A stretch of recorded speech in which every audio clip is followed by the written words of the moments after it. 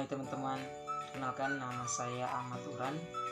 Perkenalkan, nama saya Marni Serlianti Benu. Perkenalkan, nama saya Marcella Bayo. Perkenalkan, nama saya Madarga Jelita.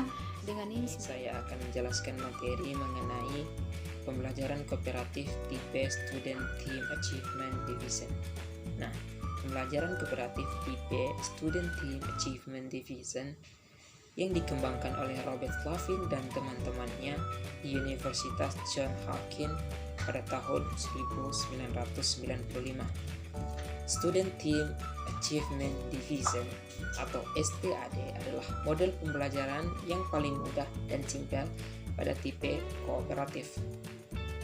Slavin mengatakan bahwa Student Team Achievement Division merupakan sebuah strategi pembelajaran kooperatif yang memberi tim berkembang majemuk latihan untuk mempelajari konsep dan keahlian. Nah, dalam prosesnya, siswa dibentuk dalam grup belajar yang memiliki anggota 4 hingga 5 orang yang heterogen atau berbeda-beda, mulai dari beda gender, suku, agama, serta faktor pembeda lainnya. Karakteristik materi yang cocok untuk model STAD atau Student Teams Achievement Division, yaitu yang pertama, siswa dalam kelompok diharuskan bekerja sama untuk menyelesaikan materi yang diberikan oleh guru untuk dicari pemecahannya. Yang kedua, kelompok yang dibentuk merupakan kelompok yang heterogen, terutama dalam hal akademik, di mana terdapat siswa yang memiliki kemampuan akademik yang tinggi, sedang, dan kemampuan yang rendah. Dan yang ketiga, kriteria kelompok heterogen tersebut dapat ditambahkan dengan perbedaan dalam jenis kelamin, suku, maupun ras. Dan yang keempat, penghargaan yang diberikan oleh guru lebih baik berorientasi pada kelompok dibandingkan berorientasi pada siswa. Materi tentang sintaks model pembelajaran STAD. Jadi untuk menggunakan model pembelajaran kooperatif STAD dapat dilakukan beberapa langkah. Yang pertama, guru memberikan materi pokok yang akan dipelajari kepada siswa, sehingga siswa dapat mencari informasi secara menyeluruh mengenai materi yang akan dibahas dalam pelajaran tersebut. Jadi materi yang diberikan guru di sini sebelum pembelajaran dimulai, sehingga siswa memiliki waktu untuk mencari materi tersebut. Selanjutnya ada pembagian kelompok. Jadi siswa di sini dikelompokkan dalam kelompok belajar dengan masing-masing kelompok tersebut itu berjumlah sekitar 4-5 orang. Selanjutnya, guru mewakili pembelajaran dengan menyajikan terlebih dahulu materi yang akan didiskusikan. Jadi materi yang disajikan ini tidak menyeluruh, tetapi hanya pokok atau intinya saja. Dan di akhir penyajian materi ini, guru memberikan beberapa pertanyaan atau dapat pula dalam bentuk LKS yang harus didiskusikan oleh siswa dalam kelompok belajar yang sudah dibentuk tersebut. Siswa mendiskusikan jawaban dari pertanyaan guru dengan teman dalam satu kelompok belajarnya. Selanjutnya, guru berkeliling untuk menjadi fasilitator dalam kegiatan diskusi kelompok belajar siswa. Setelah diskusi selesai, untuk mengukur pemahaman siswa, guru memberikan kuis. Setelah memberikan kuis, guru memeriksa hasil kuis dan memberikan penghargaan kepada siswa yang menjawab dengan benar, serta kelompok dengan memperoleh skor tertinggi, serta memberi apresiasi kepada seluruh kerja lain agar lebih termotivasi. kelebihan model pembelajaran STAD atau Student Team Achievement Divisions. Yang pertama, setiap anggota kelompok mendapat tugas. Yang kedua, adanya interaksi langsung antara siswa dan kelompok. Yang ketiga, melatih siswa mengembangkan keterampilan sosial atau social skill. Yang keempat, membiasakan siswa menghargai pendapat orang lain.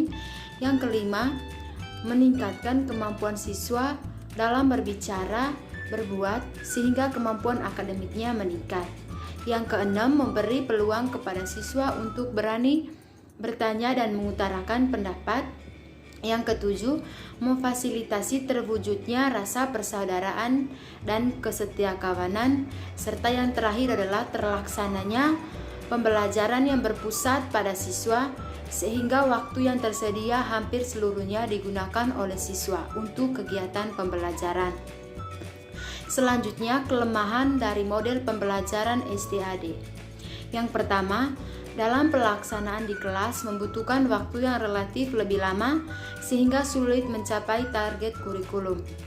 Yang kedua, dalam mempersiapkannya guru membutuhkan waktu yang lama. Yang ketiga, membutuhkan kemampuan khusus guru sehingga semua guru dapat melakukan dan menggunakan strategi belajar kooperatif. Dan yang keempat, menuntut siswa tertentu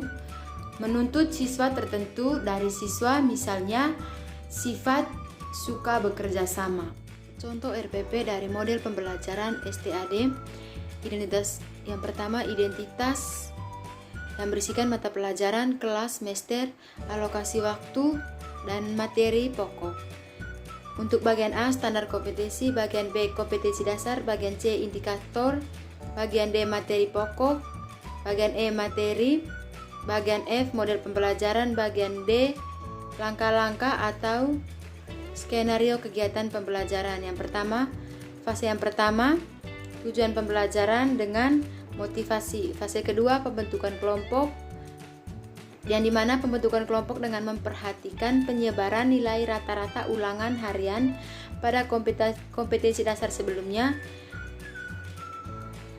Fase yang ketiga, bekerja dalam kelompok, yang dimana setiap anggota kelompok mendiskusikan materi yang telah diberikan oleh guru. Fase yang keempat, scaffolding, yang dimana guru melakukan bimbingan terhadap kelompok. Fase yang kelima, validasi membuat kesimpulan. Dan fase yang keenam, guru memberikan kuis kepada siswa. Dan yang ketujuh, pengakuan tim. Skrip kooperatif. Tokoh dalam cooperative learning yaitu Robert Slavin. Robert Slavin merupakan seorang psikolog pendidikan yang terkemuka. Dani Reja, Faridli, dan Harmianto mengemukakan bahwa skrip kooperatif merupakan model belajar di mana siswa bekerja berpasangan dan bergantian secara lisan mengikhtisarkan bagian-bagian dari materi yang dipelajari. Dalam pembelajaran kooperatif skrip ini, siswa telah melakukan kesepakatan bersama mengenai aturan-aturan dalam berkolaborasi, dan siswa dapat bekerja atau berpikir sendiri, tidak hanya mengandalkan satu siswa saja dalam kelompoknya. Karena setiap siswa dituntut untuk mengintisarikan materi dan mengungkapkan pendapatnya secara langsung dengan temannya atau partnernya. Siswa bersama dengan pasangannya memecahkan masalah secara bersama-sama, dan juga siswa dituntut untuk beraktivitas sendiri, menemukan sendiri suatu konsep atau mampu memecahkan masalah sendiri. Karakteristik dari skrip kooperatif sendiri yaitu yang pertama menurut Stahl dan Ismail.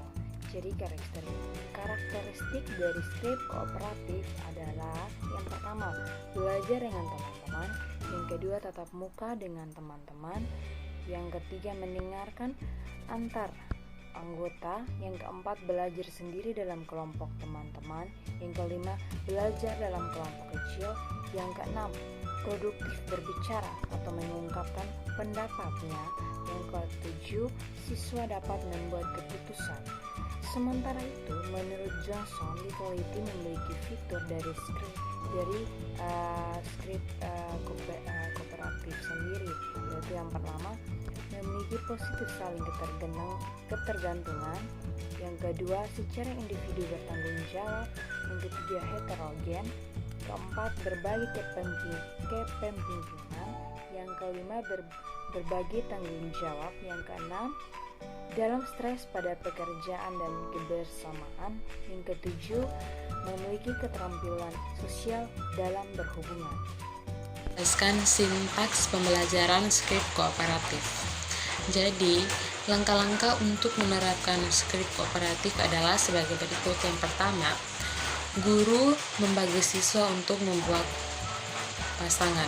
Jadi siswa di sini akan berpasang-pasangan. Selanjutnya, guru membagikan wacana atau materi kepada setiap siswa untuk dibaca dan membuat ringkasan dari materi tersebut. Setelah membagikan materi dan siswa menerima materi tersebut, selanjutnya menetapkan siapa yang pertama berperan sebagai pembicara dan siapa yang berperan sebagai pendengar. Jadi di sini pembicara di sini membacakan ringkasannya selengkap mungkin dengan memasukkan ide-ide pokok dalam ringkasannya. Sementara itu, pendengar di sini menyimak, mengoreksi, melengkapi ide-ide pokok yang kurang dari pembicara. Selain itu juga membantu mengingat atau menghafal ide-ide pokok dengan menghubungkan materi sebelumnya atau dengan materi yang lainnya. Selanjutnya bertukar peran. Semula yang sebagai pembicara bertukar sebagai pendengar dan sebaliknya. Yang sebagai pendengar itu bertukar sebagai pembicara.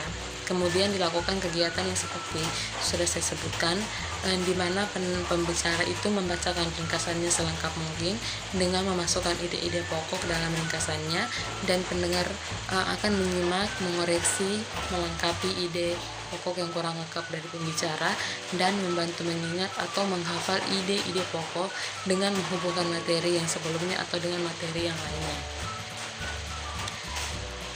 Setelah kegiatan tersebut dilakukan, setelah bertukar peran, selanjutnya yang terakhir di sini merumuskan simpulan bersama-sama siswa dan guru. Kelebihan model pembelajaran kooperatif. Yang pertama, siswa tidak terlalu menggantungkan pada guru, tetapi dapat menambah kepercayaan, kemampuan berpikir sendiri, menemukan informasi dari berbagai sumber, dan belajar dari siswa yang lain. Yang kedua, meningkatkan prestasi siswa dan memperdalam pemahaman siswa. Yang ketiga, dapat memberdayakan setiap siswa untuk bertanggung jawab dalam belajar. Dan yang keempat, mengembangkan sikap kepemimpinan. Yang kelima, dapat membantu siswa untuk menghargai orang lain dan menyadari akan segala keterbatasannya serta menerima segala perbedaan. Dan yang terakhir, mengembangkan sikap menghargai diri sendiri. Selanjutnya, kelemahan model pembelajaran kooperatif. Yang pertama, membutuhkan waktu yang lama bagi siswa sehingga sulit mencapai target kurikulum. Yang kedua, membutuhkan waktu yang lama untuk guru sehingga kebanyakan guru tidak mau menggunakan strategi pembelajaran kooperatif. Yang ketiga, guru harus mempersiapkan secara matang. Di samping itu memerlukan lebih banyak tenaga, pemikiran, dan waktu.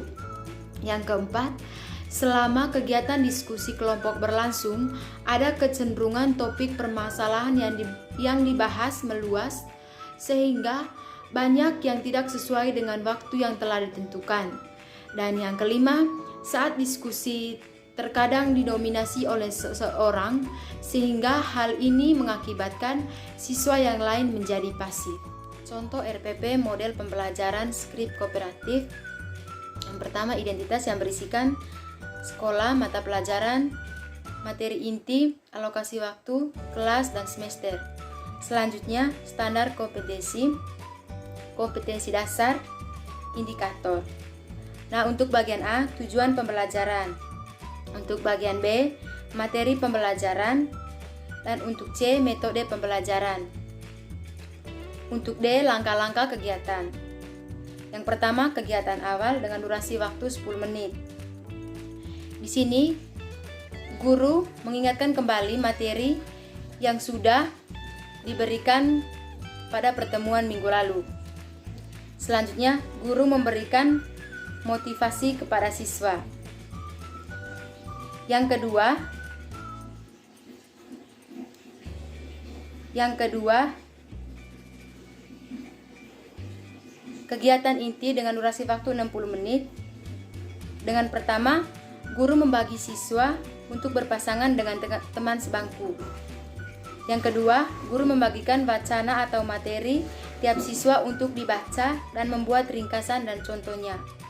Yang ketiga, guru dan siswa menetapkan siapa yang pertama berperan sebagai pembicara dan siapa yang berperan sebagai pendengar. Yang keempat, pembicara membacakan ringkasannya selengkap mungkin dengan memasukkan ide-ide pokok dalam ringkasannya. Yang kelima, bertukar tempat, semula sebagai pembicara ditukar menjadi pendengar dan sebaliknya. Di sini, pendengar harus menyimak.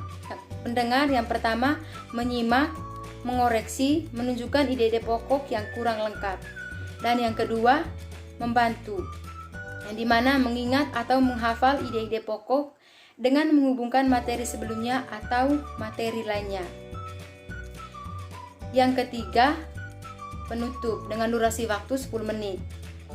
Yang pertama, dengan dipandu oleh guru, peserta didik menarik kesimpulan dari materi yang sedang dibahas.